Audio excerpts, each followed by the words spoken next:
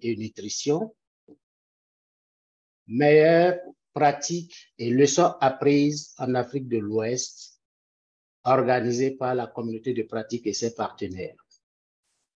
Je suis Dr Mongo Yves et je travaille à l'Organisation ouest-africaine de la santé.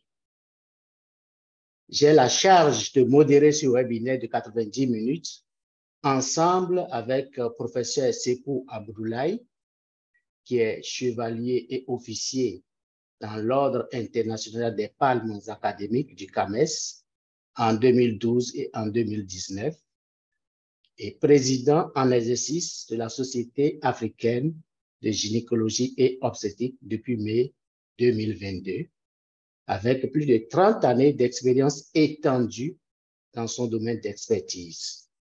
Nous comptons donc sur vous pour rester dans le temps imparti.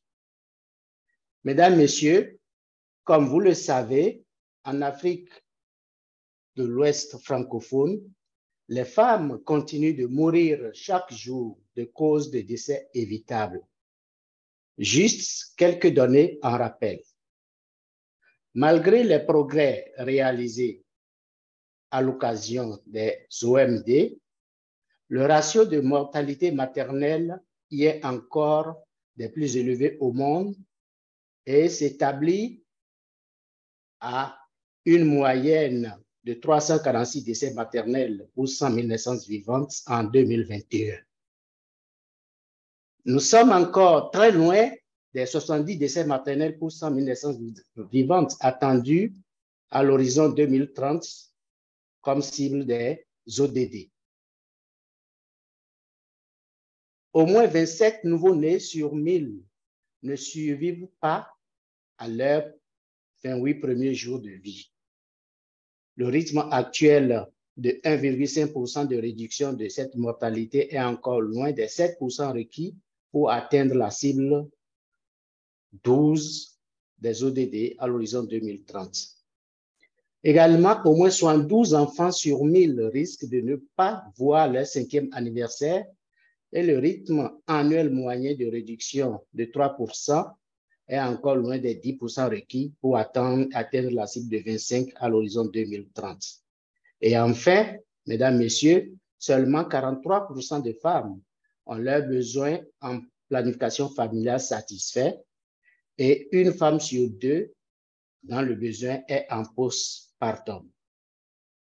La planification familiale, notamment dans le postpartum, constitue une intervention à haut impact contribuant à la réduction de la mortalité maternelle à hauteur de 30%.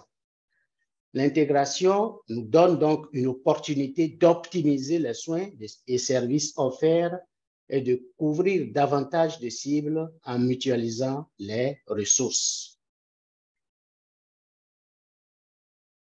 La planification familiale intégrée à la SMI Nutrition, meilleures pratiques, défis et leçons apprises en Afrique de l'Ouest francophone.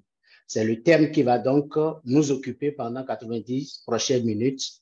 Et pour introduire le sujet, nous avons d'éminentes personnalités averties du sujet et pétries d'expérience. Il s'agit de Trifoni, Dr Trifoni Nkuruziza, qui est team leader de SR à l'OMS Afro et en même temps président de la communauté de pratique. Nandita Tate, qui est aussi team leader à IBP Network, et Dr Alain Damiba, qui est expert SRPF à l'USAID West Africa avec plus de 30 années d'expérience. Sans plus tarder donc, je vais inviter Dr Trifoni à bien vouloir prendre la parole pour son mot introductif. Trifoni. Merci beaucoup, cher ami Yves et professeur Sepou pour la modération de ce webinaire. Chers participants, chers collègues qui sommes tous engagés pour l'amélioration de la santé de la femme en Afrique, c'est vraiment un honneur au nom de la communauté de pratique en charge d'accélérer l'intégration de la planification du postpartum dans les services de santé maternelle, néonatale, infantile et de la nutrition.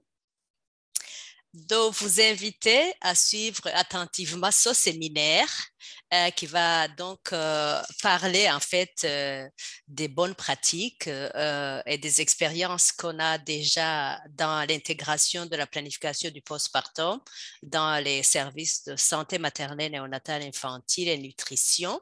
Nous allons parler des défis de l'intégration en Afrique, mais surtout, nous allons parler de la promotion de cette bonne pratique au niveau régional et au niveau global.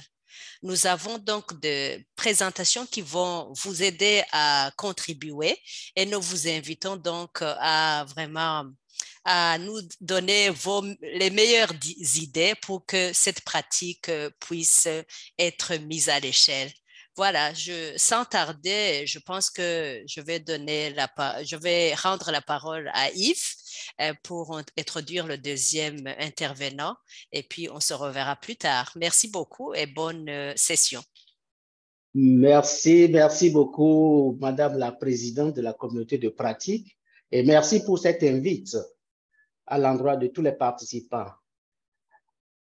À la suite donc de Tryphonie, je voudrais inviter Nandita pour son mot introductif. Merci beaucoup. Merci, Dr. Yves, et bienvenue à toutes et à tous. Je suis Nandita Tate. Je suis basée à OMS, à Genève, où je suis la directrice du réseau IBP. Et encore une fois, merci de me permettre de dire quelques mots aujourd'hui. Comme vous le saviez, le réseau IBP, c'est un consortium des ONG et des OSC dédié à soutenir la diffusion et l'utilisation des directives et des pratiques en matière de la planification familiale et de la santé sexuelle et reproductive. Dans le cadre de ce travail, nous créons les espaces inclusifs pour permettre aux partenaires de partager les leçons de ce qui fonctionne, ce qui ne fonctionne pas et tout ce qui passe entre les deux. En fait, ce webinaire est vraiment le CDP régional aujourd'hui. A été conceptualisé à la conférence de ICFP en Thaïlande, dans une des sessions francophones de la piste de mise en œuvre de IBP. Et c'était vraiment les collègues de Knowledge Success comme Aïssatou Choi et des autres qui ont reconnu l'importance d'une CDP francophone ciblée sur la planification familiale postpartum intégrée avec les soins maternels, néonatales, infantiles et nutrition en Afrique de l'Ouest. Et donc, nous avons décidé ensemble de soutenir ce travail important dans le CDP. Donc, nous sommes ravis de voir cette CDP décoller et nous avons hâte de rester engagés à leur côté. Et je vous remercie encore une fois infiniment et je vous souhaite une très bonne réunion aujourd'hui. Merci beaucoup.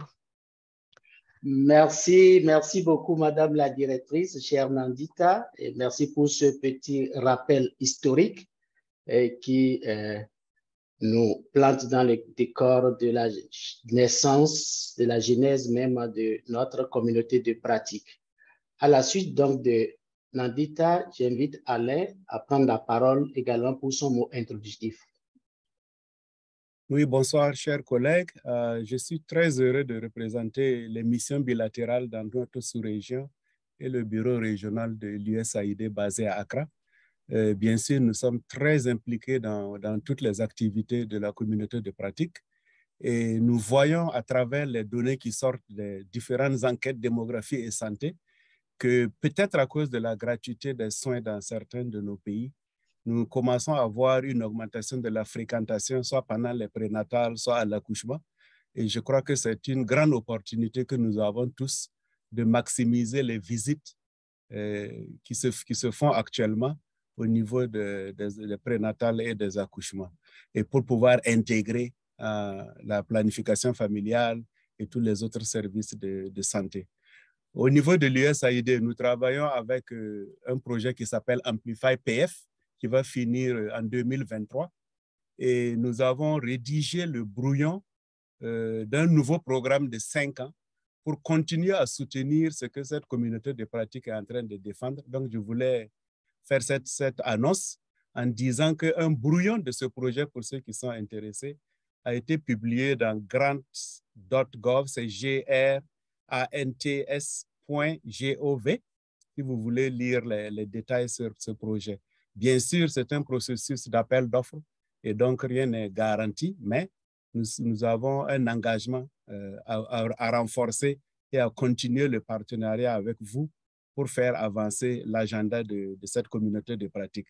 Donc, je vous remercie et puis bon après-midi à tous.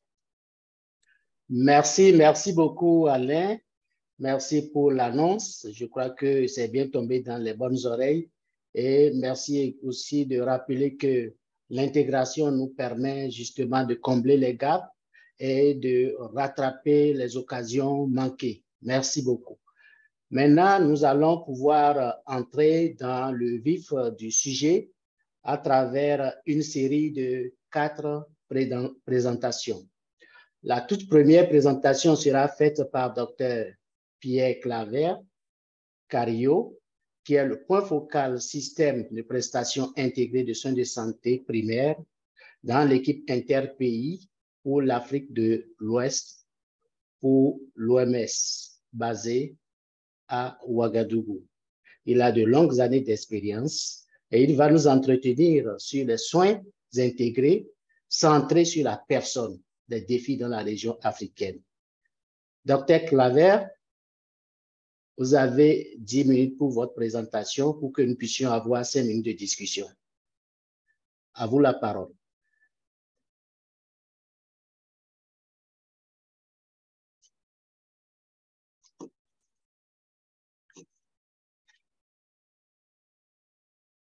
Docteur Pierre Claver.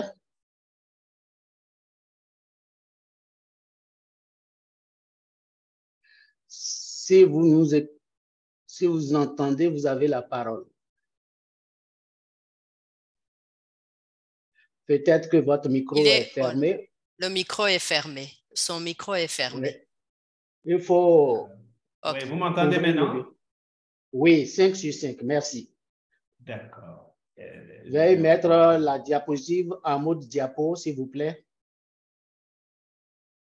C'est bon maintenant? Voilà, oui, c'est bon.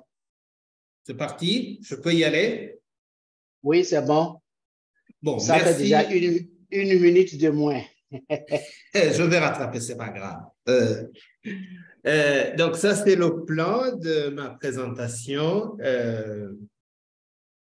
Alors, ce que je voudrais d'abord commencer par la définition des soins de santé tels que conçus par l'OMS. Après, nous allons voir la situation mondiale sur l'accès et la qualité des soins.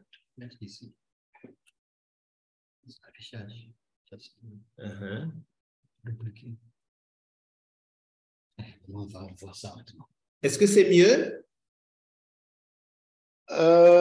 Revenez en mode présentation, en mode diapo. Diaporama. C'est bon. D'accord. Mode diaporama. Est-ce que c'est mieux? Est-ce que c'est mieux? Pas encore, Pierre. Ça n'a pas encore changé. Vous pouvez aller slideshow et puis en haut. C'est ce que je fais avec l'assistance de Chilanga, mais ça n'a pas l'air de marcher mieux. C'était très faux. Alors, il faut y aller parce que... Ouais, le temps file, ouais. Oui, Alison peut partager son écran. Allez-y. Allez-y, défilez. Moi, je vais parler. Voilà. Allez-y. Donc, libérez alors la main pour que Alison puisse... Alors, je vais libérer la main. Voilà. C'est parti. OK, parfait. On peut aller à la slide qui suit. Ah, ça, c'est le sommaire. La slide qui suit. Alors, la slide qui suit. Alors, ici, très rapidement, pour vous dire qu'il y a à peu près 3,5 milliards de personnes dans le monde qui ne reçoivent pas les soins de santé dont ils ont besoin. Environ 40% des dépenses de santé sont perdues dans des systèmes inefficients, essentiellement en Afrique et en Amérique latine. Et chaque année, on a 421 millions d'hospitalisations dont la conséquence est que 10% à peu près subissent des préjudices, des dommages corporels qui sont liés aux soins. Et environ 22% des agents de soins de santé primaires interrogés dans les Amériques reconnaissaient que le système de référence et de contre-référence n'était pas opérationnel. Et quand on demande aux agents de santé en Afrique, 45% estiment qu'ils ne sont pas impliqués dans la prise de décision, se considérant comme des suiveurs, faisant exactement ce qu'il leur est demandé quand ils peuvent. Mais le plus important pour moi, c'est qu'en 2016, il y avait un déficit de 18 millions d'agents de santé pour atteindre et maintenir l'évolution vers la couverture sanitaire universelle. Tout ça pour vous dire que les systèmes de santé ne sont pas toujours bien préparés à fournir des soins de qualité à tout le monde. La dia qui suit. Next slide, dia qui suit, s'il vous plaît. Ça part pas. Ça ne bouge pas. Vous m'entendez?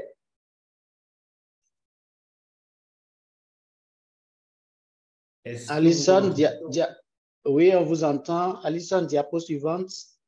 Next slide. OK. Donc, ici, c'est pour définir ce que nous entendons officiellement à l'OMS par les soins intégrés centrés sur la personne. Ce sont des services de santé qui sont gérés et dépensés de manière à ce que les personnes aient un continuum de soins sur les 5 fonctions de santé publique, la prévention, le curatif, la promotion, la réhabilitation et le palliatif, et qui sont coordonnés entre les différents niveaux et sites de soins et en respectant les besoins tout au long de la vie, c'est-à-dire depuis le nouveau-né jusqu'à l'âge le plus avancé.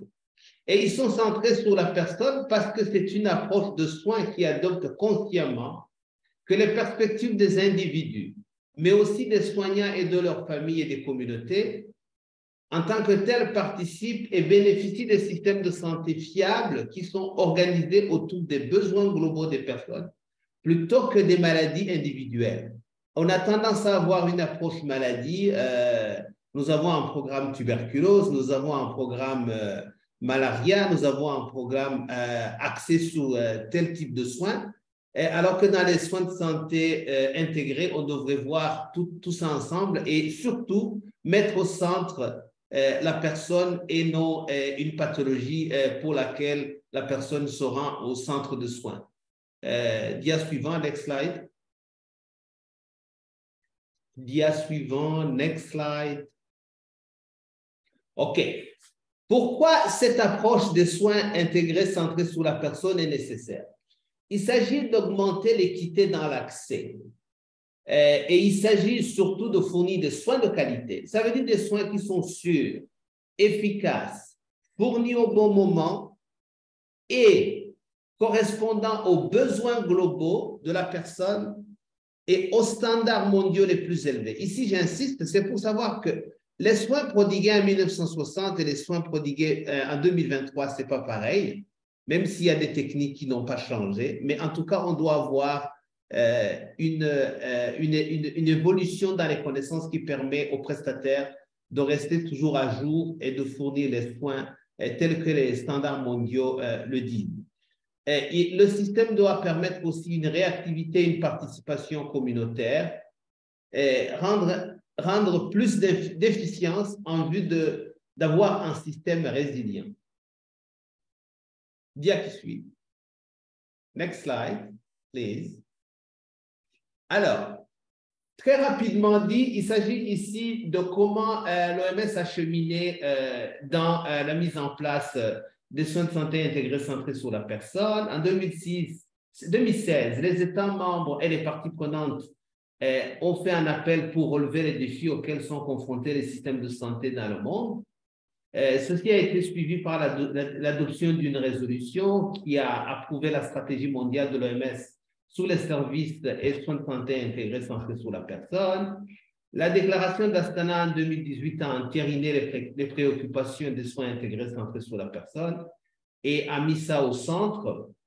Et tout ça donne une opportunité à faire la promotion et à mettre en œuvre des soins intégrés centrés sur la personne. Next slide.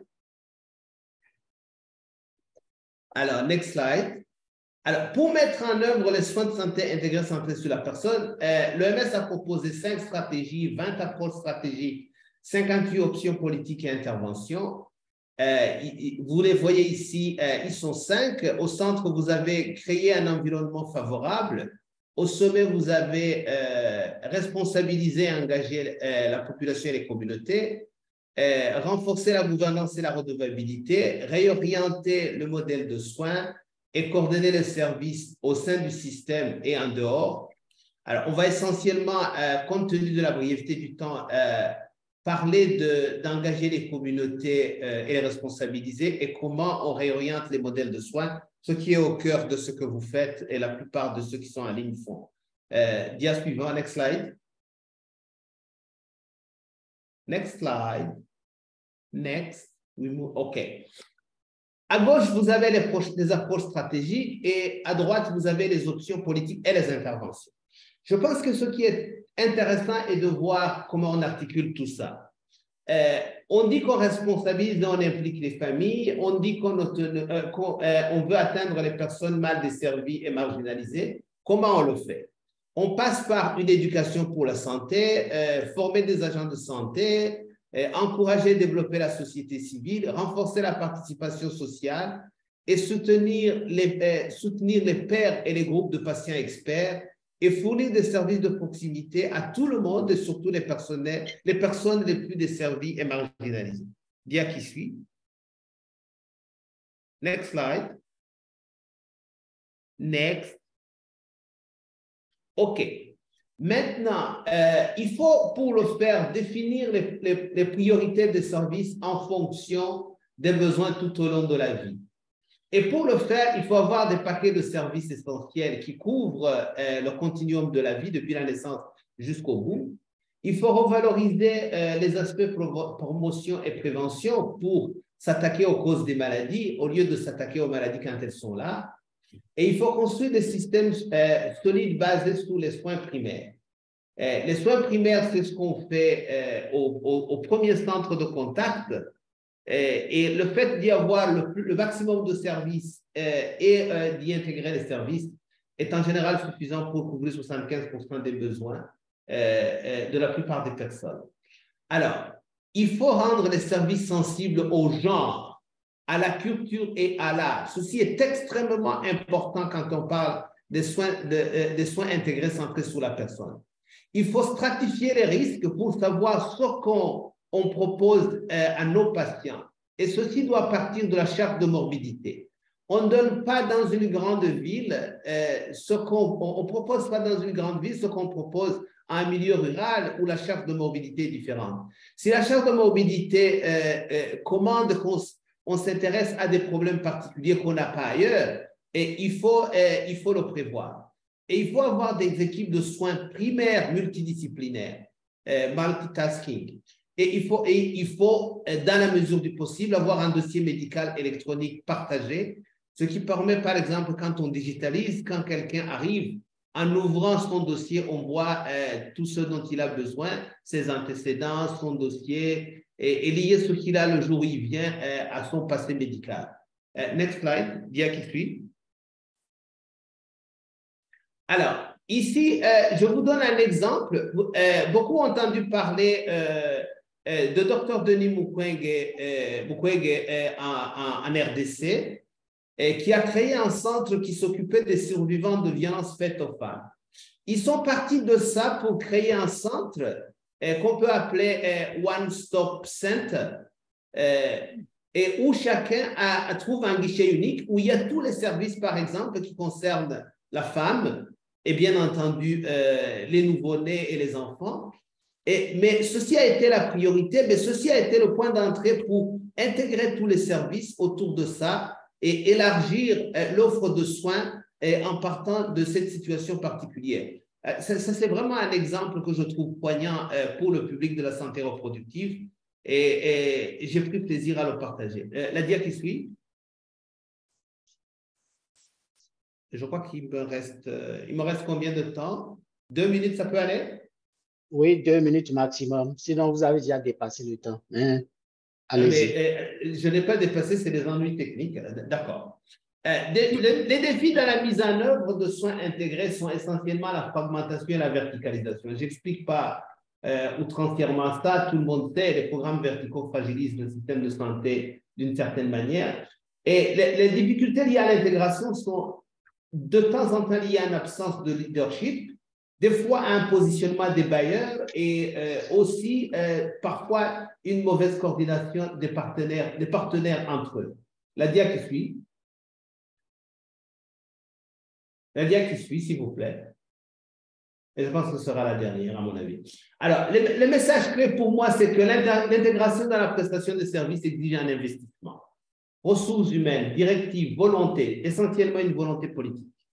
Mais une mise en œuvre effective du cadre opérationnel des soins de santé primaire aide aussi à mettre en place les soins intégrés centrés sur la personne. L'intégration dans la prestation doit arriver à mettre en place des centres de soins à guichet unique, offrant une gamme variée de services. Intégrer, c'est aussi faire un suivi continu de l'efficacité pour documenter et corriger quand il faut et faire des mesures de réajustement réalistes basées sur des bases factuelles ou probantes. Je crois que j'en ai fini, le reste, c'est pas important, c'est montrer qui nous sommes et vous remercier. À vous. Merci beaucoup, Dr. Pierre Claver, pour nous avoir introduit ce thème si important et qu'on peut mettre 2 heures à en parler. Merci beaucoup. Nous avons vu les soins intégrés centrés sur la personne, la définition, l'état des lieux au plan global, sa mise en œuvre et les défis. Merci beaucoup.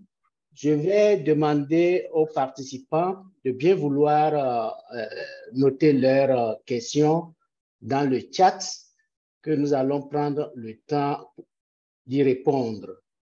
Vu le retard que nous avons, on va enclencher en même temps avec 2 autres présentations et après ces 2 autres présentations, on marquera un arrêt pour les discussions. Alors, nous allons assister à 2 expériences pays portant sur les fondamentaux pour réussir l'intégration à l'échelle. En l'occurrence, ici, l'importance de disposer de ressources humaines formées et d'un système d'information sanitaire avec des indicateurs pour pouvoir suivre les progrès et pour la redevabilité. Ainsi, Dr. Yu Tano, qui est le directeur coordonnateur de la santé de la mère de l'enfant de la Côte d'Ivoire, avec plus de 27 années d'expérience dans ce domaine, va nous parler du système d'information sanitaire comme base fondamentale pour le passage à l'échelle de l'intégration. Il aura 10 minutes pour cela et à sa suite, nous aurons Dr. Amadou Issa, qui est gynécologue obstétricien, assistant à la faculté des sciences de la santé de l'Université de Maradi au Niger et formateur national pour le renforcement des capacités, des compétences en SR, et Isabelle Bikaba, qui est ancienne directrice de la santé de la mère, de la famille de son pays, le Burkina Faso, et conseillère technique et de gestion des connaissances de l'initiative Inspire en Afrique de l'Ouest francophone, avec plus de 24 années d'expérience. Les 2 vont donc nous entretenir tour à tour pour nous parler du référentiel en matière de capacitation des agents de première ligne. Et après ces 2 présentations, nous pourrons prendre quelques minutes de discussion. Donc, si Dr. New est prêt, vous avez la parole pour 10 minutes, s'il vous plaît. Bon, bonjour à tous. Nous allons vous parler du système d'information sanitaire en faveur de l'intégration durable des soins. Diapo. Diapo. OK, ça, c'est un plan habituel. Hein. Je pense qu'il n'y a rien de complexe. Diapo?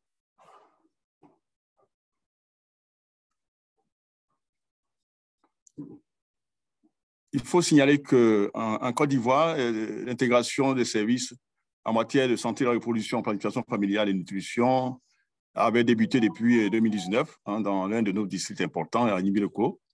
Et cela nous a permis hein, avec 3 centres, de pouvoir avoir effectivement cette expérience qui a motivé l'adaptation au niveau du cycle, c'est-à-dire le système intégré de gestion et la base de pérennisation et qui va nous permettre de vous représenter. Diapo. Il faut signaler qu'en Côte d'Ivoire, le SIG, le système intégré de gestion, qui permet de collecter, traiter, analyser et diffuser l'information sanitaire nécessaire à la prise de décision. Et à côté, nous avons le système national d'information sanitaire qui s'appuie hein, sur tout ce qui est outils primaires dans le cadre d'information de routine. Hein. C'est là démontré ici avec un outil de gestion. 2, ici, nous avons pour les consultations prénatales et pour un registre d'accouchement dans lequel nous retrouvons tous les éléments qui sont là dans le registre d'accouchement, le registre de consultation et tous ces éléments sont des éléments qui nous permettent d'avoir une gestion en matière d'outils primaires et une gestion des outils vraiment efficaces. Diapo. Diapo. Bon, ça, ce sont des exemples dans le cadre mensuel des rapports. Nous avons revenez un peu, hein, je vais vous montrer les rapports que nous faisons chaque mois. Nous avons revenez un peu au précédent là.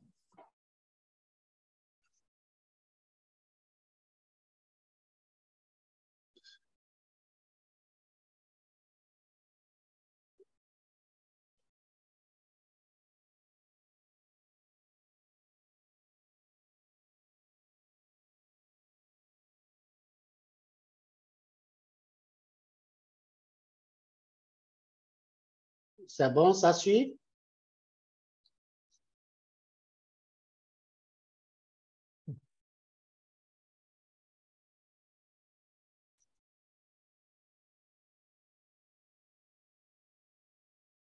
Ça suit?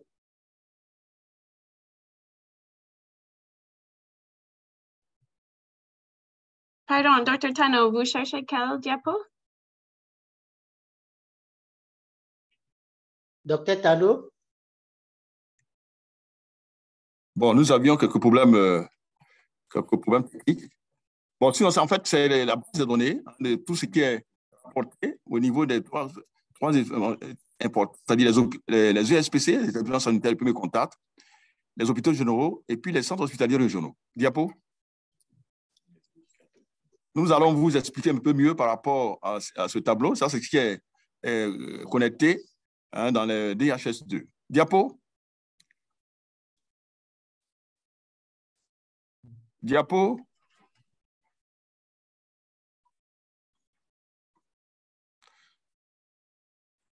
Non, vous avez sauté. Nous avons juste pour vous donner l'information qui était connectée dans le DHS2. Voilà. Diapo. Encore. Bon, donc ici, vous avez vu que nous avons environ 17 indicateurs. Hein, nous allons vous donner ces indicateurs après, mais ce sont les 17 indicateurs importants hein, qui intègrent tous les services, aussi bien la santé maternelle, le maternel infantile, la nutrition, les consultations prénatales, les consultations postnatales et tout ce qui est attrait à l'intégration des services. Et les indicateurs intégrés ont été adaptés en fonction des outils et des collectes de données. Ce sont des indicateurs dits indicateurs composites. Diapo.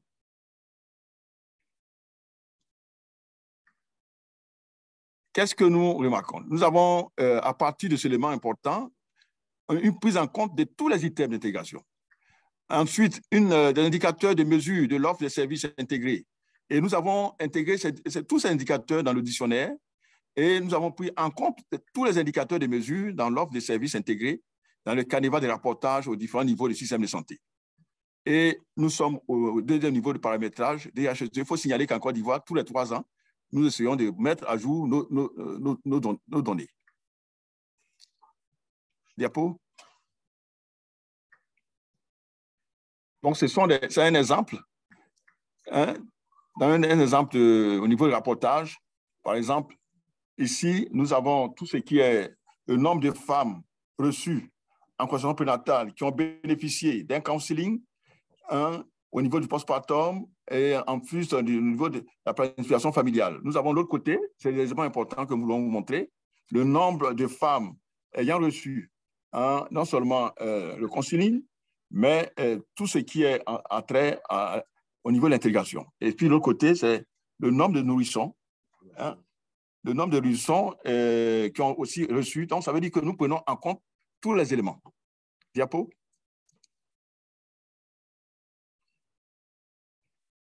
Diapo. Bon, en matière d'acquis, nous avons cette intégration dans l'ensemble des systèmes de santé. Une opportunité importante pour les nationaux et les partenaires d'adapter les programmes pour améliorer les performances et non seulement s'engager résolument dans la dynamique d'accélération pour un passage à échelle de l'intégration au niveau de tous les systèmes de santé pour améliorer la prise en charge et réduire la mortalité maternelle, néonatale, infantile et toujours au-delà des seuils acceptables. Diapo. Alors, qu'est-ce qu'il faut faire?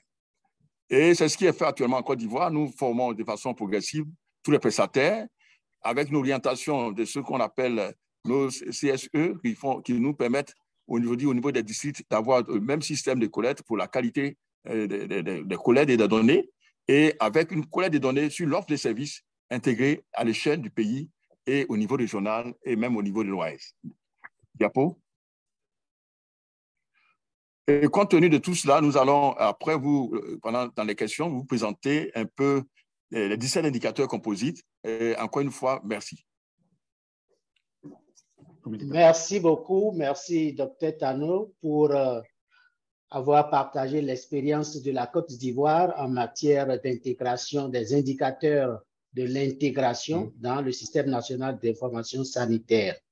Merci beaucoup. Une fois encore, nous rappelons aux participants de bien vouloir poster leurs questions dans le chat et nous allons nous charger de les y répondre au fur et à mesure. Pour rappel également, il y a l'interprétation en français et puis en anglais, lorsqu'il y aurait des interventions en anglais. Alors, à la suite de Dr. Tano, je vais inviter sans plus tarder, Dr. Amadou pour sa présentation sur le référentiel de capacitation des agents de première ligne. Dr. Amadou.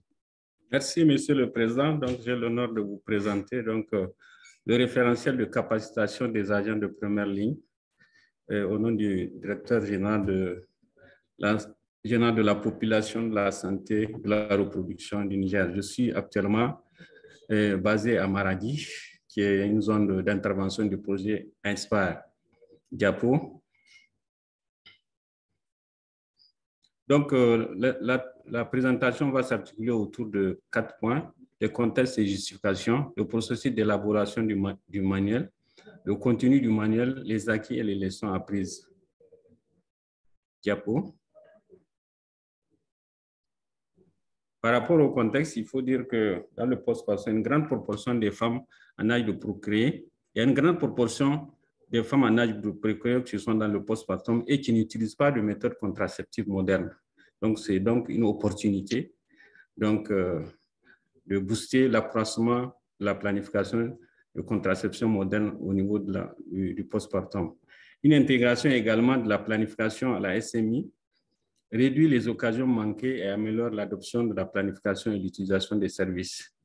Aussi, l'intégration des services peut faire progresser la couverture universelle en soins de santé primaire essentiels de la mère et de l'enfant. Donc, on se rappelle en 1978, l'OMS avait préconisé donc à Alma-Ata l'intégration des services pour faire augmenter la couverture des soins de santé primaire.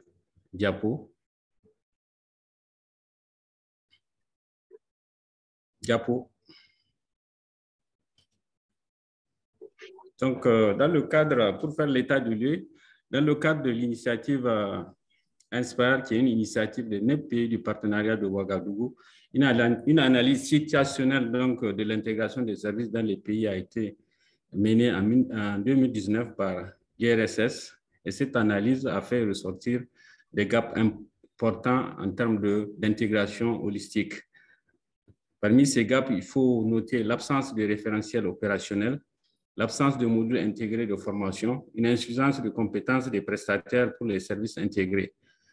D'où, pour combler, pour corriger ces gaps, donc, on a procédé donc, à l'adoption d'un modèle d'intégration des services de la mère et de l'enfant.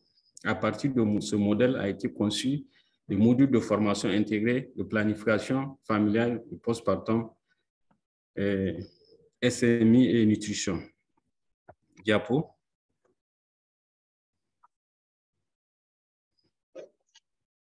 Diapo. Le processus d'élaboration du module, donc, il y a eu, ça a été un processus participatif et inclusif. Il y a eu plusieurs ateliers d'élaboration et de validation du module au niveau national, au niveau central, au niveau régional, opérationnel, avec l'appui des sociétés savantes, telles que les gynécos, les pédiatres et sages-femmes.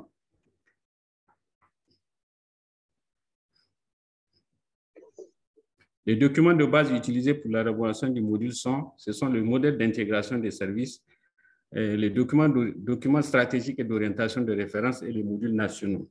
D'autres documents ont été utilisés, tels que les lignes directrices de l'OMS, de l'UNEPA, de l'UNICEF, Intra-Health, HKI, etc. Diapo. Diapo.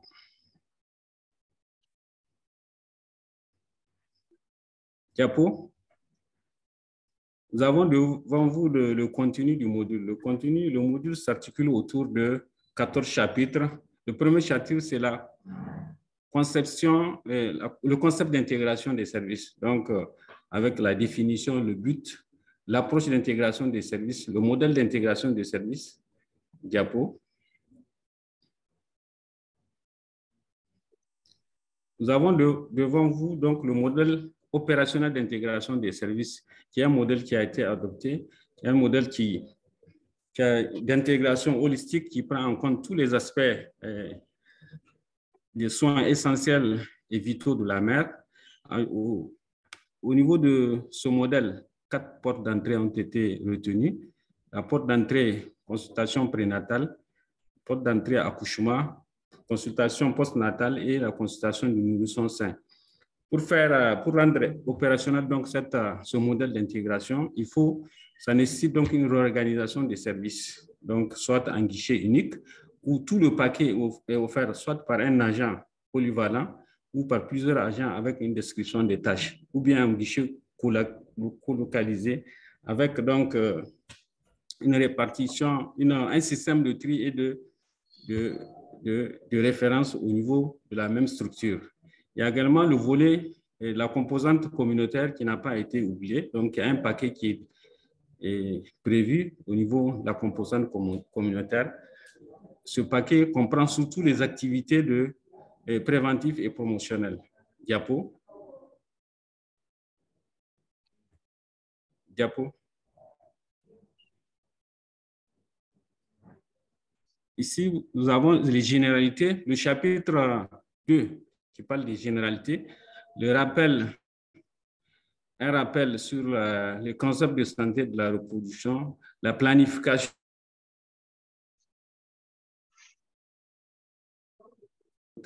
d'urgence, la nutrition. Diapo.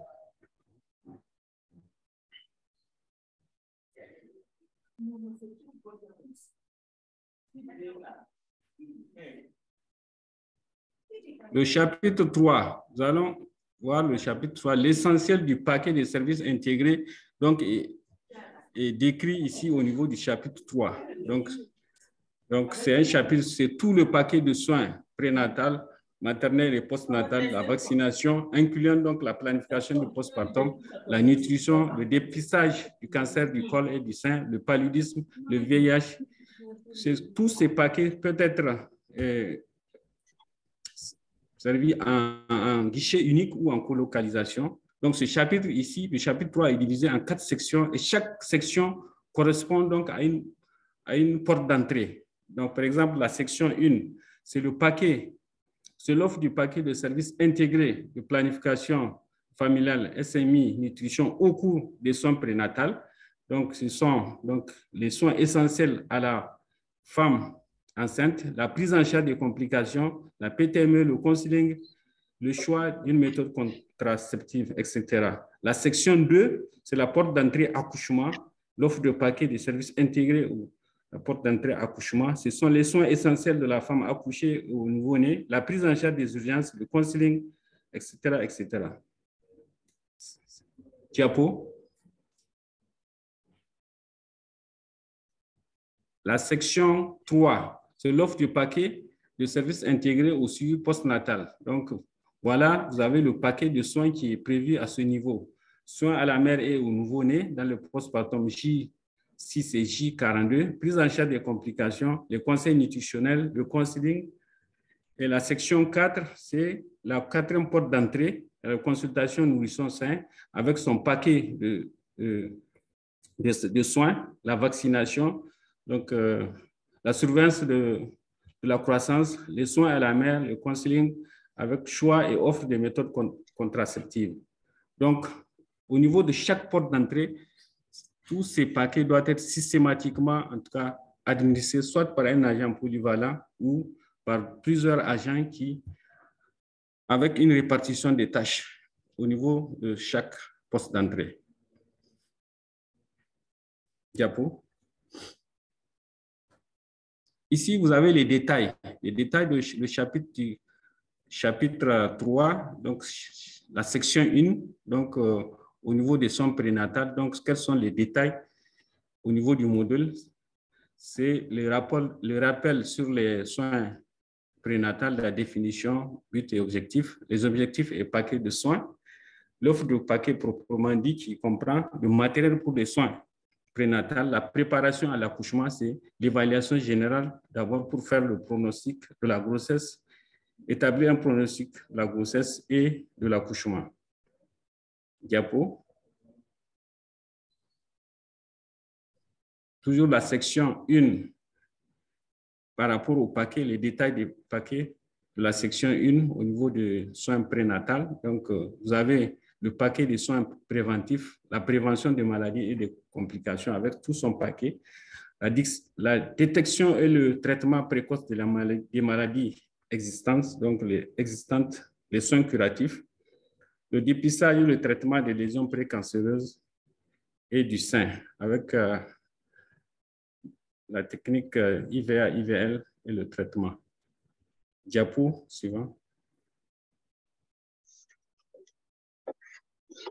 Toujours la suite de la section 1, le plan de préparation à l'accouchement et aux urgences obstétricales. Là, c'est la préparation de la femme et de sa famille à l'accouchement et aux urgences obstétricales.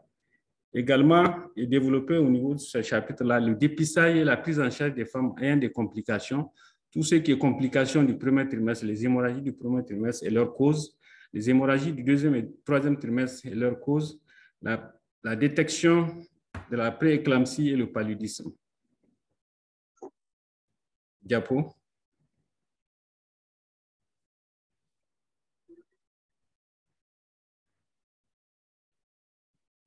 Toujours la section 2. La section 2, c'est le paquet développé à la porte d'entrée accouchement. Donc, fera un rappel est fait sur l'accouchement, le paquet de soins, la surveillance du travail et de l'accouchement avec le partiogramme, l'examen général et l'examen obstétrical, le partiogramme, son utilisation et son interprétation. Diapo.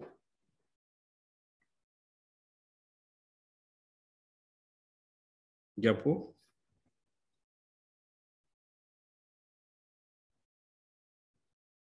Diapo. La section suite, section 2, donc section 2 suite, au niveau du poste de l'accouchement, donc les soins essentiels à la mère et au nouveau-né, les soins essentiels à la mère, les soins essentiels immédiats, à savoir tout ce qui est réfection du périnée, les toilettes, la surveillance, jusqu'à 6 heures de temps après. Diapo.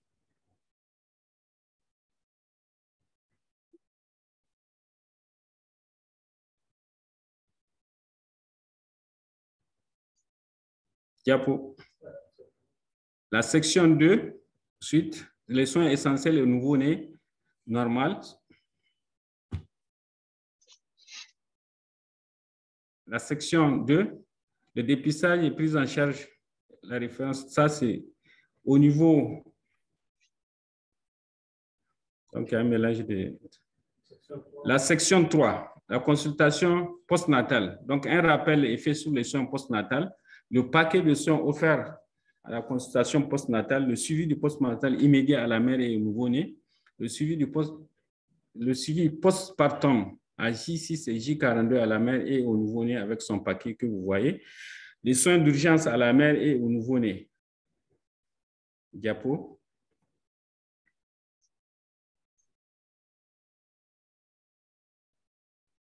La section 4, la porte d'entrée consultation nourrisson sain avec son paquet, la surveillance de la croissance et du développement psychomoteur, l'examen, le dépistage et la prise en charge de la malnutrition, les soins préventifs, tout ce qui est vaccination, qui comprend la vaccination, la supplémentation en vitamine A, en iode et le déparasitage, le dépistage et prise en charge des maladies courantes de l'enfant, le suivi de l'état nutritionnel, la planification, du counseling jusqu'au choix des méthodes, le dépistage et la prise en charge de lésions précancéreuses. Diapo.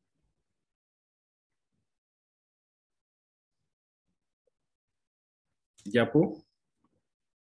Ici, c'est le chapitre 3 en annexe, la promotion, prévention, dépistage et prise en charge des lésions précancéreuses.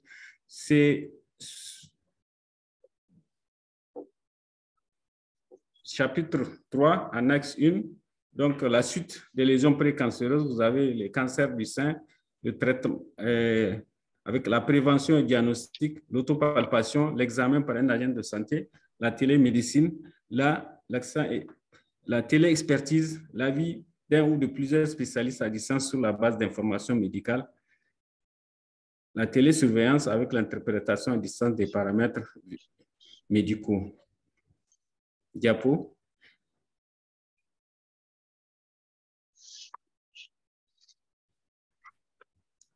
L'annexe 2, c'est la promotion de la santé au cours de l'offre des services intégrés mère-enfant. Donc ici, c'est inclus au niveau des 4 portes d'entrée. Ce chapitre-là est déjà inclus dans les paquets de soins au niveau de la CPN, au niveau de l'accouchement postnatal et en consultation nourrisson sain. Donc, c'est des plateformes de soins indiquées et adaptées pour faire la promotion donc, de la santé. Donc, c'est une opportunité à saisir pour discuter avec les femmes sur divers thèmes et donner des conseils utiles pour les aider à adopter des comportements favorables à leur santé, celle de son enfant et de toute la famille. Diapo.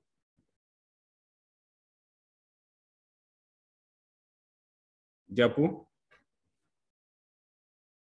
Les différents thèmes qui sont discutés au niveau de ce chapitre, c'est les thèmes de causerie, d'entretien et de discussion. Ils sont nombreux et diversifiés et adaptés en fonction des cibles, que ce soit si c'est la femme enceinte, femme accouchée ou femme allaitante. Et plusieurs thèmes sont discutés, des signes de danger, en passant par la planification du postpartum et de l'espacement des naissances et jusqu'au dépistage des lésions précancéreuses à partir de 42 jours. Diapo.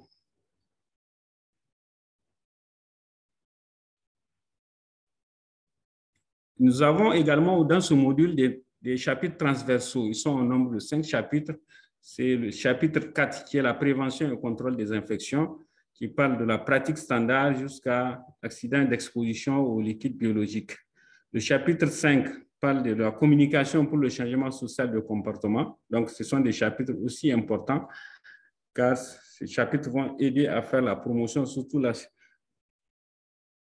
Le chapitre 5, 6, c'est la qualité des services des services de santé de la planification. Donc, c'est la démarche qualité, la qualité de l'offre des services. Le chapitre 6, gestion des services intégrés, que ça soit qui englobe donc la gestion des ressources humaines, de l'équipement et de l'information sanitaire. L'organisation des services, là, on vous dit que pour l'intégration soit holistique, il faut une réorganisation des services avec des circuits de patients et de répartition des tâches, l'offre de soins, un guichet unique ou co-localisé. Le chapitre 6 parle du suivi, évaluation avec des indicateurs. Des indicateurs de suivi. 10 indicateurs ont été prévus à cet effet avec des nouveaux outils de collecte de données pour faire le rapportage qui est mensuel. Diapo. Les documents en annexe, nous avons les fiches d'apprentissage, les questionnaires d'évaluation des connaissances des participants, les fiches d'observation des aptitudes en counseling, les fiches d'évaluation, etc. Diapo.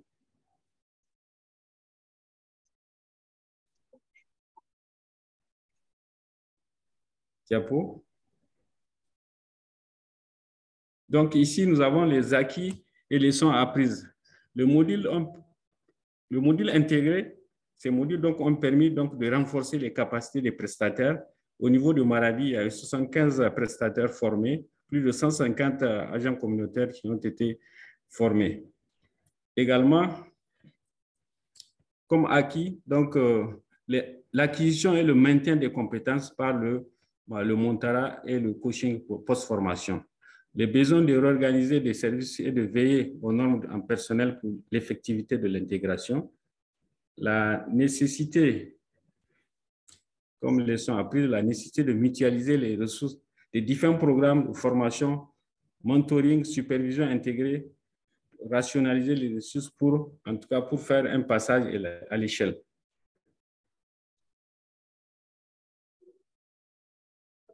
Diapo. Ici, nous avons quelques résultats du site de Maradi, l'adoption de la planification du postpartum immédiate au niveau de 2 postes, le poste à la porte d'entrée accouchement et la porte d'entrée vaccination, la porte d'entrée vaccination. Voilà. Ici, avant le projet, vous voyez l'adoption de la planification du postpartum en 2018, ça c'est avant le projet, c'est 4 femmes sur 10. Avec le projet en 2019, le démarrage du projet, on a jusqu'à 8 femmes sur 10 en postpartum qui adoptent donc la planification du postpartum immédiat. Au niveau donc du poste de vaccination, c'était quasiment nul. La planification, le service n'était pas intégré en 2018. Avec le lancement du projet, on a jusqu'à 5 femmes sur 10 qui adoptent donc la planification au niveau du poste de vaccination. De 2018 à 2021, vous voyez la courbe qui montre l'adoption totale donc, de la planification du postpartum de 2018 à 2021. Donc, une adhésion donc, de ces femmes à l'intégration, donc la planification du postpartum. C'est pourquoi il est important ici de souligner que les partenaires soutiennent davantage le projet Inspire pour maintenir le cap et passer à l'échelle de cette initiative à d'autres départements. Monsieur le Président, je suis à la fin. Diapo, je suis à la fin de ma présentation. Je vous remercie. Merci beaucoup, Dr. Amadou. Je crois que vous êtes vraiment resté dans le temps. Mais ceci étant, nous avons déjà quelques minutes de retard. Il nous reste juste 30 minutes pour conclure notre webinaire. Nous avons reçu assez de questions sur les 3 présentations. Alors, comme prévu, nous allons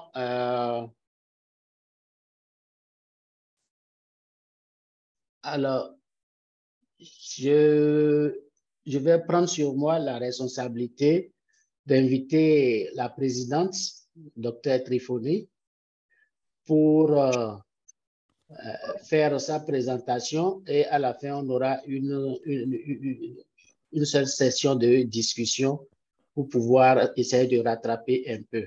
Je vais préciser pour dire que Trifoni a une très vaste expérience de plus de 24 ans déjà dans le domaine de la SR. Elle a été plusieurs fois représentante de l'OMS dans différents pays. Elle a été également ministre de la Santé dans son pays. Actuellement, elle intervient en tant que présidente de notre communauté de pratique.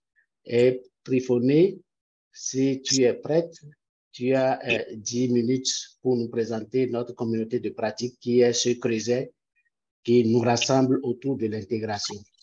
À toi la parole.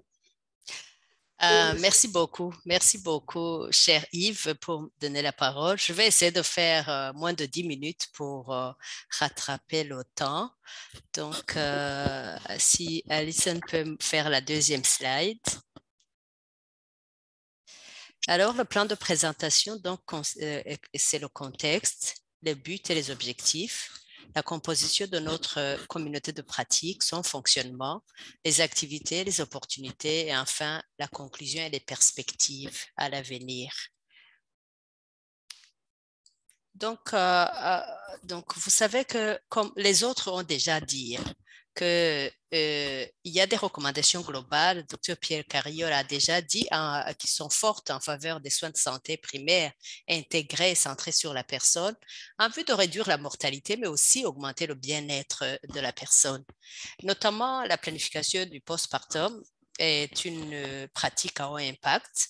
Vous savez que si on pouvait faire la planification, on aurait environ une diminution de 82% des décès dus aux avortements, mais aussi une diminution des décès maternels d'environ 70%. Donc, c'est dire, c'est important vraiment la planification familiale. Mais nous avons constaté qu'il y a une existence de verticalisation et de désarticulation avec une faible priorité accordée à cette intégration, à cette coordination. Je crois que le Dr Pierre Carriol l'a déjà dit. Le défi donc de la communauté de pratique, c'est de redresser en fait la faible priorisation stratégique accordée aux soins de santé, de planification familiale, santé maternelle, néonatale et infantile et la nutrition. Et surtout dans des périodes cruciales au niveau prénatal et postnatal. L'idée vraiment, c'est de réduire le plus possible les occasions manquées pour l'utilisation des méthodes de planification familiale, mais aussi d'améliorer les services mère-enfant. Deuxième slide suivante, s'il vous plaît. Ça, c'est le contexte. Et en fait, donc le but de notre communauté de pratique, c'est vraiment promouvoir l'approche de l'intégration pour minimiser avec zéro occasion manquée, afin d'optimiser l'utilisation des services et cérémoniales lutte et augmentation de l'utilisation de la planification familiale. Les objectifs sont à deux. D'abord, fournir à travers la communauté de pratique un soutien stratégique efficace aux pays francophones de l'Afrique de l'Ouest pour accélérer l'intégration, mais aussi partager les meilleures pratiques d'offres de services et cérémonies intégrés. C'est, je pense, ce qu'on est en train de faire maintenant. La suivante. Slide suivante, s'il vous plaît. Alors, on est en place depuis 2020. La communauté des pratiques est composée des ministères de la Santé, des associations professionnelles comme la Fédération des sages-femmes d'Afrique francophone, des sociétés savantes, la SAGO, qui est représentée aujourd'hui, et des organisations de la société civile, collectivités locales, mais soutenues par un comité directeur dont l'OMS a l'opportunité de présider en son moment. Nous avons aussi donc l'Organisation ouest-africaine de la santé, la SAGO, Family Planning 2030, UNFPA, USAID, JPIGO, IntraHealth et Inspire. Et nous avons un règlement d'ordre intérieur et un plan d'action opérationnel, vraiment dans le but d'accélérer l'intégration de la planification familiale du postpartum à travers des actions coordonnées, une assistance technique en apprentissage et le partage des évidences et des expériences, comme vous avez dû voir pour la Côte d'Ivoire, le Niger. La slide suivante.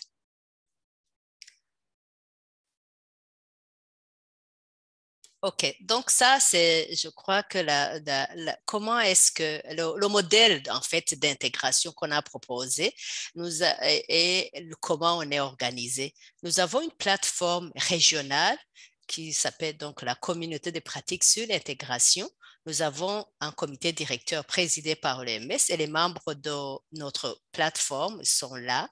Mais aussi, on a des points focaux pays qui sont des membres du groupe technique de travail national sur l'intégration, mais aussi nous avons les parties prenantes, y compris les décideurs gouvernementaux et les partenaires de mise en œuvre. Vous voyez, en fait, on est en étroite collaboration pour que ça puisse marcher. Slide suivante.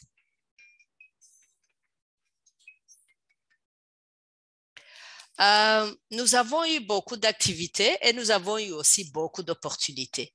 Nous avons pu assister les pays à assistance technique dans le renforcement des capacités selon les besoins, notamment par des visites pays, des webinaires et nous avons même créé une plateforme de partage d'expériences qui est animée et vous allez trouver des ressources sur la plateforme, notamment des ressources techniques, les réunions, les comptes rendus des réunions qu'on a eues en 2021 en 2022, mais aussi on a une planification conjointe, surtout pour mutualiser les ressources et les moyens des membres du comité directeur. Slide suivante, s'il vous plaît. Donc, nous accompagnons les gouvernements des pays francophones en Afrique de l'Ouest pour la mise à jour des plans nationaux, planification familiale et cérémoniale, en prenant en compte la planification familiale du postpartum intégré.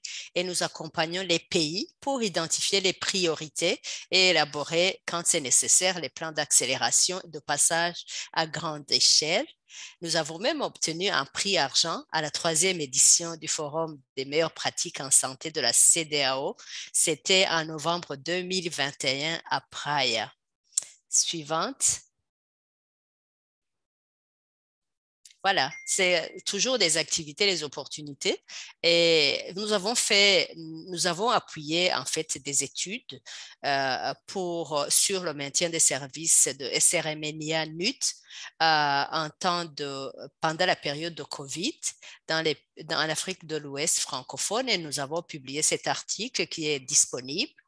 Et nous continuons. Nous avons fait un plaidoyer, nous continuons à faire le plaidoyer auprès des partenaires, notamment lors de la réunion de Lomé en mai 2022, où nous avons pu faire le plaidoyer pour la création d'un panier commun pour le passage à grande échelle nationale dans les pays. Donc, c'est vraiment un succès qui est arrivé à Lomé en mai 2022. La slide suivante, s'il vous plaît.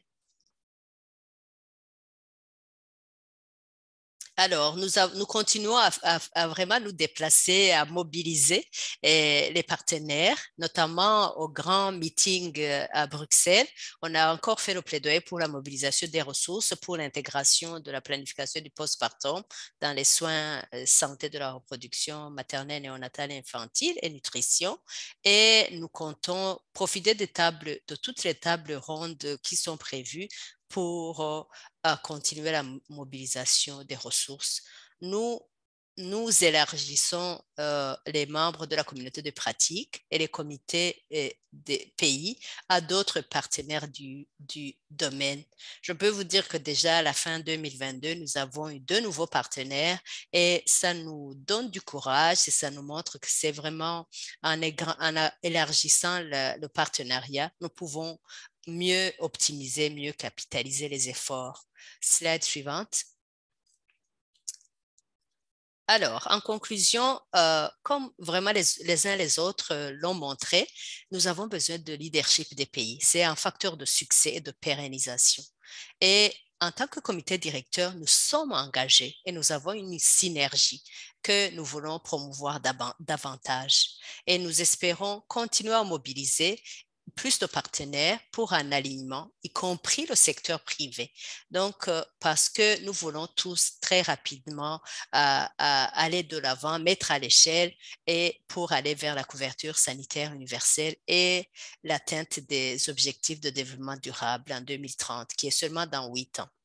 Donc, voilà notre communauté de pratique présentée et nous sommes avec vous pour pouvoir répondre aux questions qui seront posées. Voilà, merci beaucoup.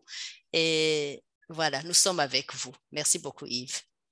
Merci beaucoup, Trifoné. Je crois que c'est une excellente initiative qui est en cours en Afrique de l'Ouest, où différents partenaires se mettent ensemble pour parler d'une et unique voix par rapport à une question, une thématique d'importance, qui est la planification familiale, et ici avec focus sur le planning familial du postpartum. Merci beaucoup. Je crois que c'est une initiative qui fait son chemin. Nous sommes au thème des 4 présentations et à cette étape, je voudrais passer la main à professeur Sekou pour gérer la question de la séance questions-réponses et pour laquelle nous avons en tout 15 minutes au maximum afin de pouvoir donner après la parole à Marguerite pour la synthèse. Merci beaucoup Yves. Nous avons suivi avec intérêt les 4 présentations et surtout les expériences des pays de la Côte d'Ivoire et du Niger.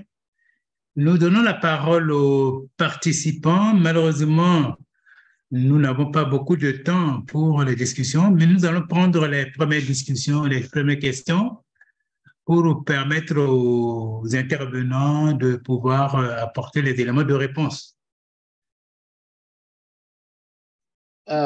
Professeur? Oui. Pour aller vite, on avait demandé aux participants de poster au fur et à mesure les questions dans le chat. Nous avons jusqu'à 247 personnes en ligne. Ce n'est pas évident de gérer toutes les questions à la fois, mais avec votre permission, j'en ai recensé quelques-unes, 4 par présentateur. On pourrait leur poser et ils vont pouvoir répondre. Et dans la suite, ce qui n'a pas pu être répondu, nous les organisateurs, on va tout prendre ensemble et répondre à l'ensemble des questions et retourner à ceux et celles qui ont posé ces questions. Merci beaucoup Yves, c'est très bien d'avoir fait ce travail en amont. Eh bien, essayez de nous faire la synthèse de questions par présentateur. Vous avez la parole, Yves. OK, merci beaucoup. Merci, professeur. Ainsi, pour Pierre Claver, il y a eu beaucoup de questions. Voilà 4 rapidement que je vais lui renvoyer afin qu'il puisse donner les réponses en 3 minutes. Première question. I would like to know more about One Stop Center. J'aimerais en savoir un peu plus sur le guichet unique pour des soins intégrés. Docteur Brita, ça c'est la première question.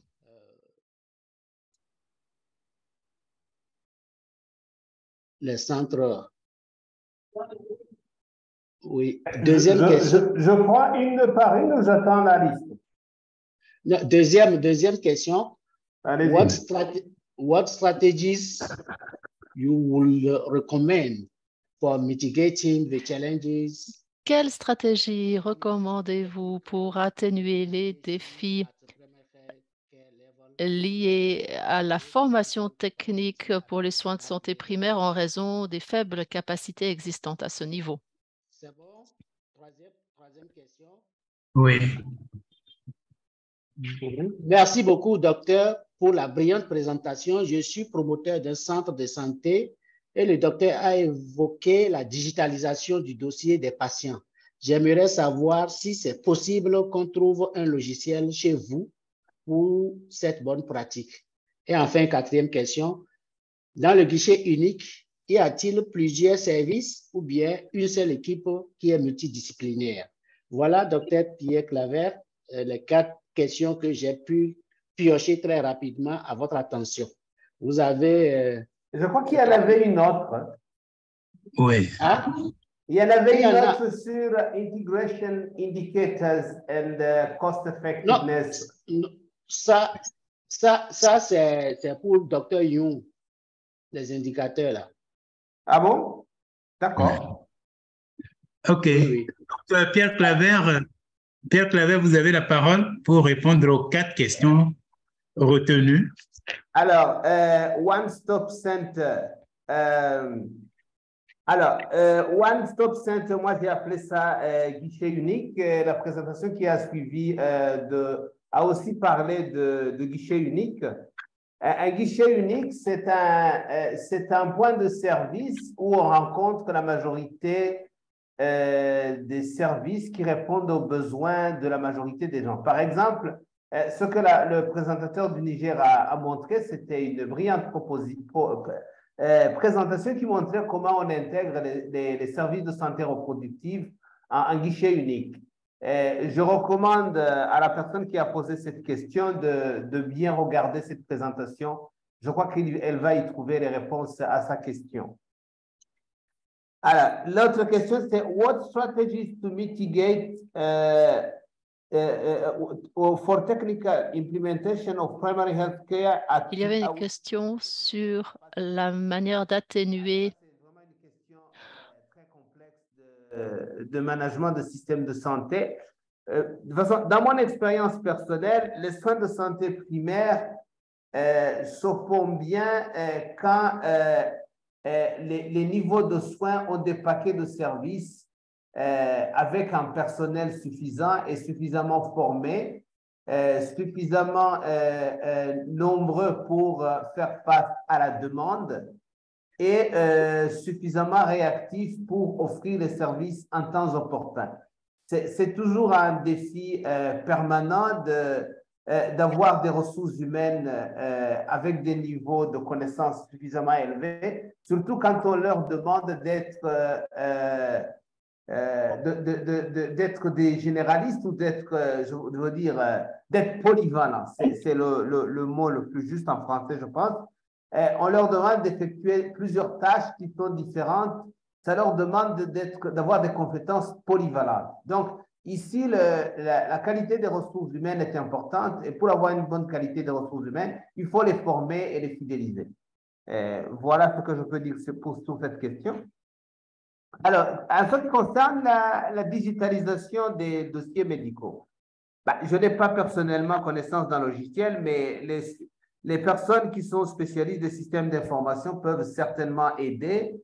Je sais qu'il y avait un programme sur Electronic Medical Records à l'OMS qui proposait des outils à utiliser dans les formations sanitaires.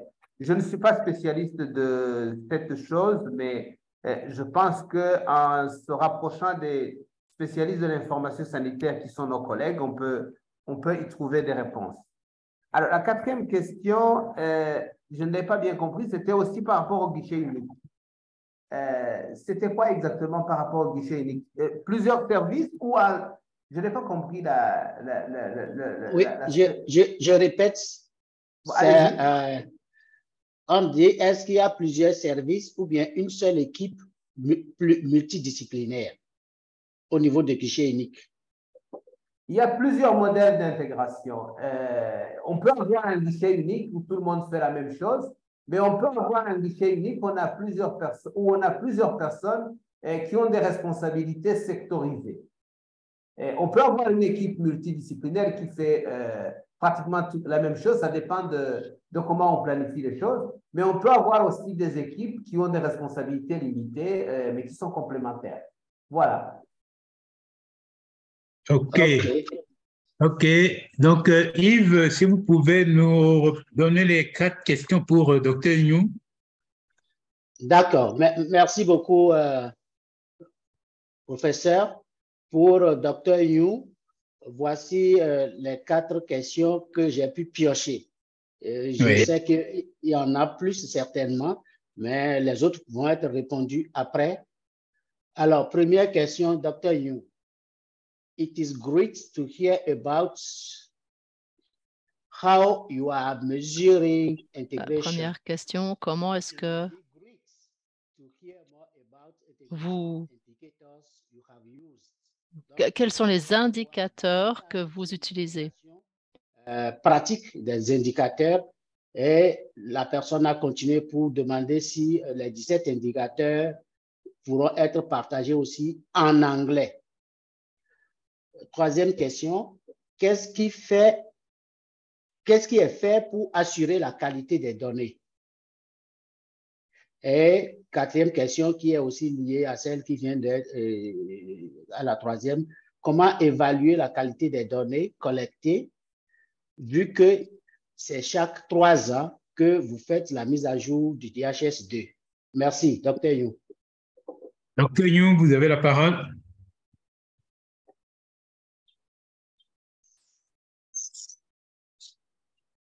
Dr. Yu, vous avez la parole pour répondre aux 4 questions.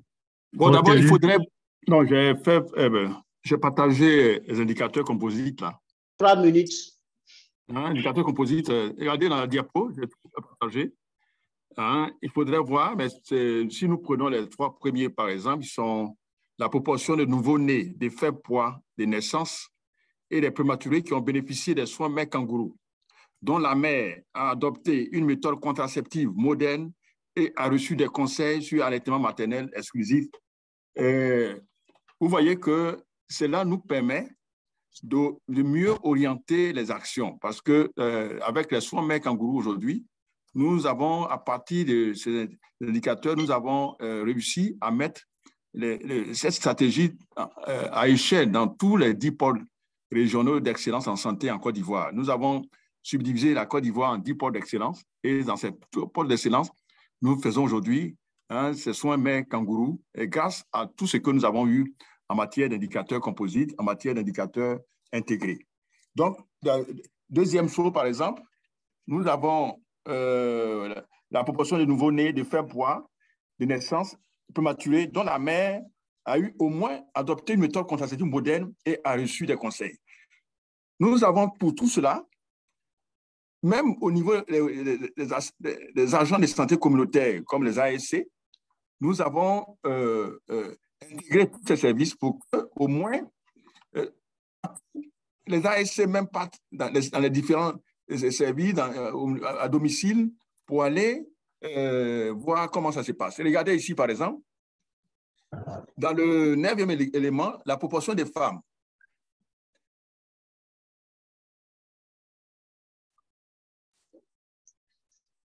ayant reçu, ou bien des femmes enceintes ayant reçu des conseils de nutrition, de PF et sur le suivi au moment de la grossesse. Donc, tous ces éléments nous permettent aujourd'hui de pouvoir intégrer et raisonnement. Mais je vais revenir sur la mise à jour. Sur la mise à jour... La qualité des données et la mise à jour, voilà. Oui. Dans 1 minute. En fait, il n'a pas bien compris, parce que la mise à jour se fait chaque mois. Chaque mois. Mais c'est dans la révision des indicateurs, c'est la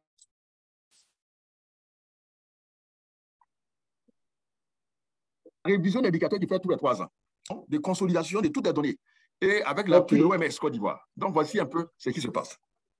OK. Et pour la qualité des données? Pour la qualité des données, nous avons ce qu'on appelle une matrice. Nous avons une matrice de cohérence des données. Et à la fin de chaque mois, nous essayons de ramener toutes les données, nous nous retrouvons et tous les éléments sont orientés vers certains services. On analyse les données. Quand on nous rend compte que ces données ne sont pas cohérentes, il y a une rencontre pour pouvoir appuyer spécialement pour faire une analyse de cohérence des données. C'est surtout la cohérence des données. On peut avoir des données, mais quand il n'y a pas de cohérence, ce n'est pas possible. Merci. Merci beaucoup. Merci. Bon, avant de donner la parole à Yves pour les 4 prochaines questions. Il y a le professeur Dao qui a levé la main. Professeur Dao, vous avez quelque chose d'important à nous communiquer? Oui, merci, Monsieur le Président. Moi, c'est la question de passage à l'échelle. Parce que, bon, cette initiative a commencé, je crois, depuis 2019. Et qu'est-ce qu'on est en train de faire pour que maintenant, on sorte du pilote et qu'on aille vers le passage à l'échelle? Merci. Merci, professeur Dao. Oui. Oui, Pierre Claver, vous avez des éléments de réponse? Je n'ai pas bien entendu. Vous pouvez répéter? Vous avez des éléments de réponse par rapport à la préoccupation du professeur Dao? Non, je n'ai pas compris. La mise à l'échelle de quoi? Je n'ai pas bien entendu. De l'intégration. L'intégration. La mise à l'échelle de l'intégration. Ah, ça c'est une très bonne question. Je crois que la question de la mise à l'échelle peut être vue dans un contexte de pays. Si on se dit que la mise en place de soins de santé intégrés centrés sur la personne peut commencer probablement de manière, je dirais, pilote ou dans quelques formations sanitaires pour ensuite passer à l'échelle. C'est une bonne technique d'introduction de nouvelles interventions en termes de santé publique. Mais personnellement, je n'ai pas l'expérience d'une mise en œuvre dans un pays précis, comment ils ont procédé. Généralement, ça procède par... je crois que les soins les plus intégrés à ma connaissance sont les soins qui concernent la femme enceinte, les nouveau-nés, les enfants et les adolescents plus que les autres programmes. Ce n'est pas pour donner des fleurs à ceux qui font ce travail, mais j'ai l'impression que le souci d'intégration est beaucoup plus dans la santé de la reproduction et de l'enfant que dans les autres programmes de fourniture de soins tels que les programmes verticaux des maladies. Voilà ce que je peux dire à ce stade. À vous. Merci Pierre Claver. Il y a Dr Marguerite qui lève aussi la main.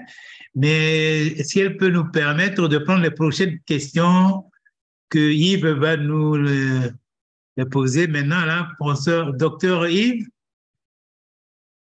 Oui, d'accord, merci, professeur. Maintenant, les questions qui suivent sont adressées à Dr Amadou. Oui. Alors, il y a un intervenant du Burundi qui voudrait avoir les documents que vous avez développés pour utiliser ça dans le processus annoncé au Burundi.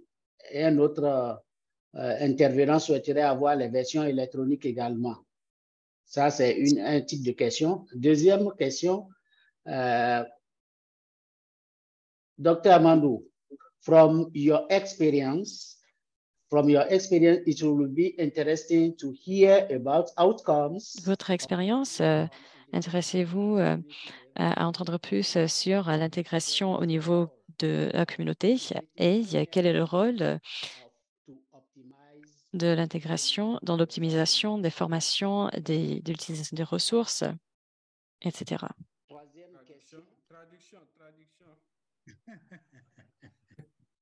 Traduction. Oui. Les gens voudraient savoir s'il y a eu des résultats par rapport à la formation sur l'intégration au niveau communautaire. Est-ce que... Oui. Oui. Oui, c'est bien noté. Et s'il y a aussi un rôle de formateur intégré pour optimiser les ressources. La troisième question, nous félicitons les efforts d'intégration mis en œuvre au Niger. Pourriez-vous nous dire en quelques mots quels sont les efforts qui ont été mis en place pour faciliter la disponibilité continue des intrants? PFPP, SMNI, nutrition, qui constitue souvent un grand défi dans beaucoup de contextes. Et il y a également une question qui demande de partage électronique des documents. J'ai déjà dit ça. Et il y a une participante qui voudrait savoir quels sont les rôles des sages-femmes dans cette intégration au Niger. Et enfin, une question de la présidente de FASFAF, Annie Hortense Achoumi, qui voudrait savoir, oui, elle a demandé d'abord la version électronique des documents et en deuxième position, elle voudrait savoir si dans la composante communautaire, la stratégie avancée qui a été annoncée, d'expliquer comment cela se fait, comment cette stratégie avancée est mise en œuvre au niveau communautaire dans l'intégration. Voilà les questions que j'ai pu relever pour Dr Amadou. Dr Amadou. Oui, merci. Merci, Monsieur le Président. Donc, je commence par la dernière question par rapport à la stratégie utilisée au niveau communautaire, la stratégie avancée dans l'intégration. Au niveau communautaire, il y a plusieurs niveaux d'intervention. On met les acteurs utilisés au niveau communautaire, il y a les relais communautaires et également il y a les agents de santé communautaire. Donc, c'est surtout les agents de santé communautaire qui utilisent la stratégie avancée parce qu'il y a la structuration au niveau du Niger, il y a les cases de santé. Au niveau de chaque case de santé, il y a des agents de santé communautaire qui sont utilisés. Et également, au niveau des CSI, les CSI peuvent faire des stratégies avancées pour renforcer l'intégration au niveau communautaire, pour appuyer les relais communautaires au niveau des villages. Voilà. Par rapport à l'utilisation des sages-femmes, les sages-femmes constituent vraiment elles sont en première ligne par rapport à l'intégration. D'abord en tant que prestataire et également en tant que formatrice et également en tant que mentor. Les sages-femmes les plus anciennes sont utilisées en tant que formatrices pour le renforcement des compétences et également elles sont utilisées également comme mentors pour aller sur le terrain pour la supervision et le suivi des activités. Voilà, donc elles sont vraiment partie intégrante, que ce soit pour la formation, que ce soit pour le renforcement des compétences et également comme en tant que prestataire. Voilà ce que je voulais dire. Rôle du formateur intégré. Le rôle du formateur intégré, c'est surtout la formation, en fait, surtout par rapport d'abord, son rôle d'abord par rapport au renforcement, un rôle très important pour le renforcement des compétences des agents et également un rôle dans le suivi des agents formés, voilà, l'évaluation, suivi des agents formés. Et également par rapport à, voilà, le mentorat aussi, les formateurs interviennent également pour le renforcement sur le terrain.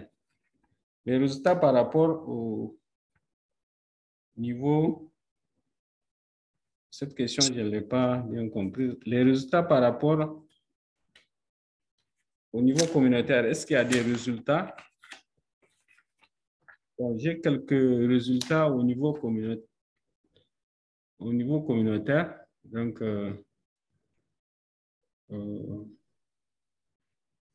bon, je ne l'ai pas.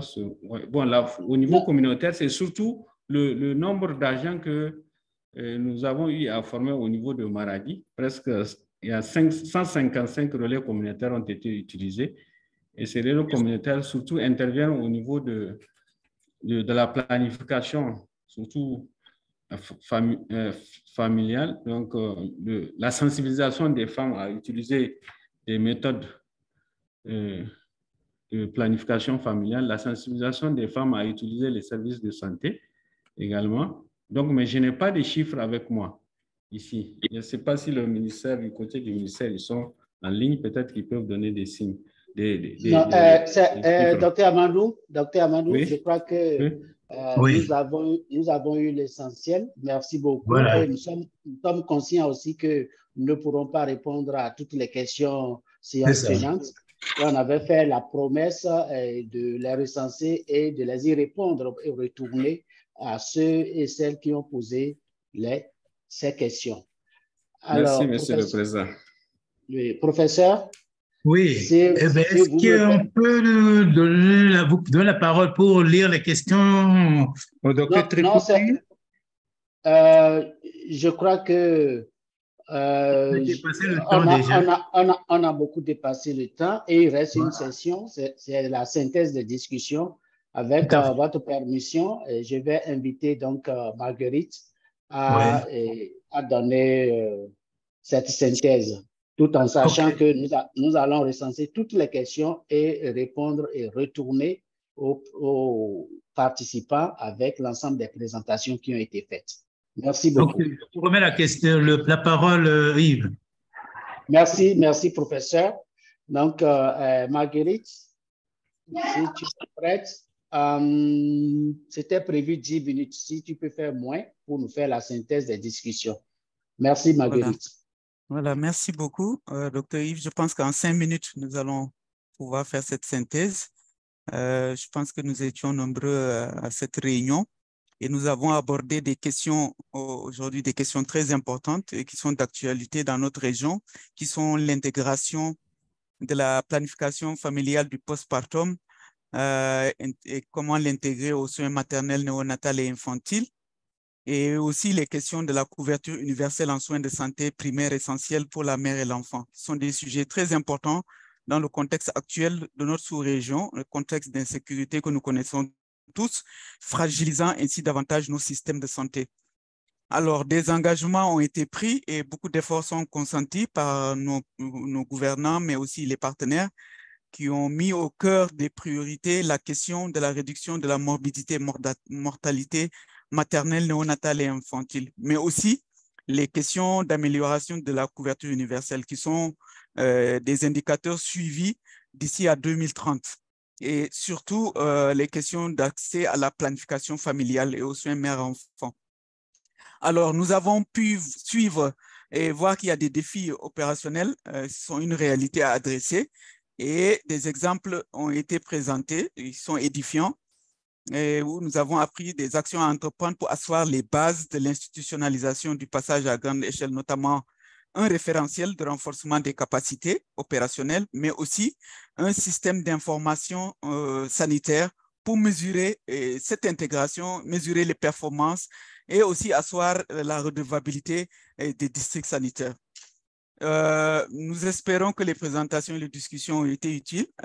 Des discussions, quand même, nous avons pu retenir qu'il est important en matière d'innovation, mais aussi de cette intégration-là, d'adresser les questions communautaires, le volet communautaire, qui est un levier important, incontournable dans la progression vers la couverture universelle. Également, nous avons pu avoir des questions par rapport au passage à l'échelle. C'est un volet très important. Et pour juste répondre à cette question aussi, en même temps, c'est que ExpandNet est en train d'appuyer les pays pour développer des plans de passage à grande échelle de cette intégration. Et avec la Fondation Gates, mais aussi ses partenaires comme l'USAID et d'autres partenaires du partenariat de Ouagadougou, ils sont en train de mettre en place un pooling fund, un fonds catalytique pour appuyer les pays dans ce passage à l'échelle. Et je pense qu'avec le développement de ces plans de passage à grande échelle et ces fonds catalytiques, ils vont pouvoir aider les pays à aller de l'avant dans ce passage à grande échelle.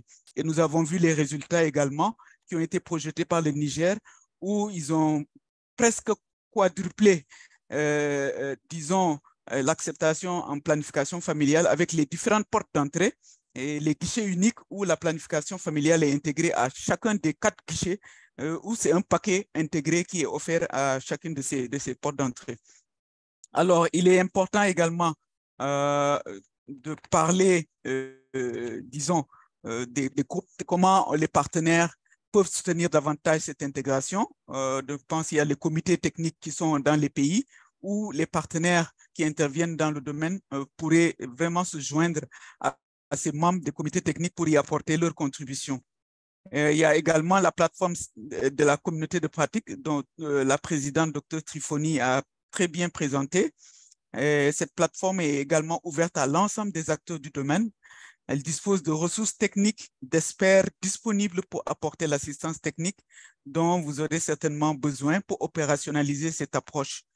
Alors, pour une intégration durable des soins de santé primaire, y compris la planification familiale du postpartum et également les facilitations nécessaires pourraient y être trouvées dans ces plateformes. Et nous avons également la plateforme synergique avec IBP et Knowledge Success et que je profite pour remercier pour cette collaboration.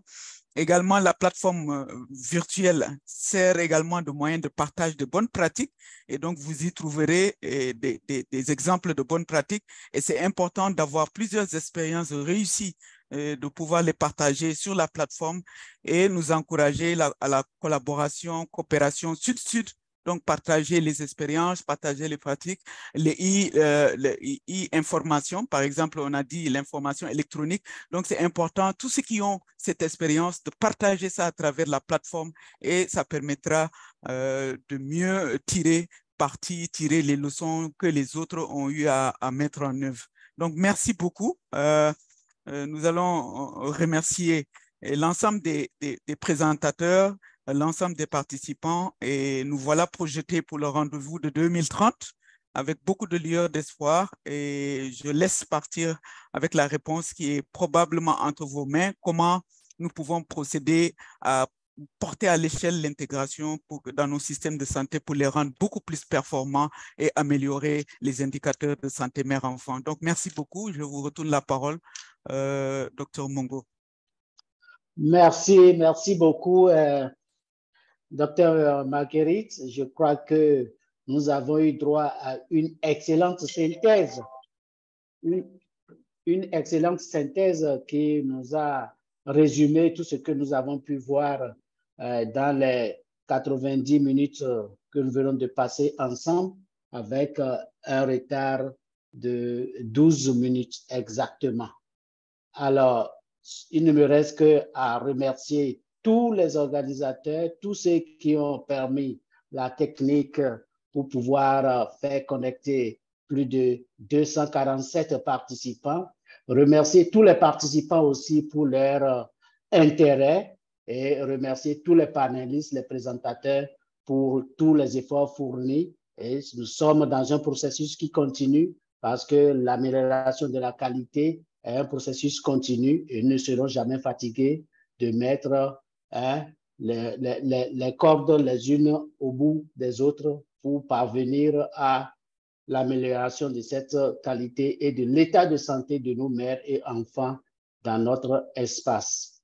Merci à tous et merci à toutes. Nous réitérons l'engagement que les questions qui n'ont pas pu être répondues le seront par écrit et nous allons renvoyer les réponses aux personnes qui ont posé ces questions. Alors, c'est professeur Sepou.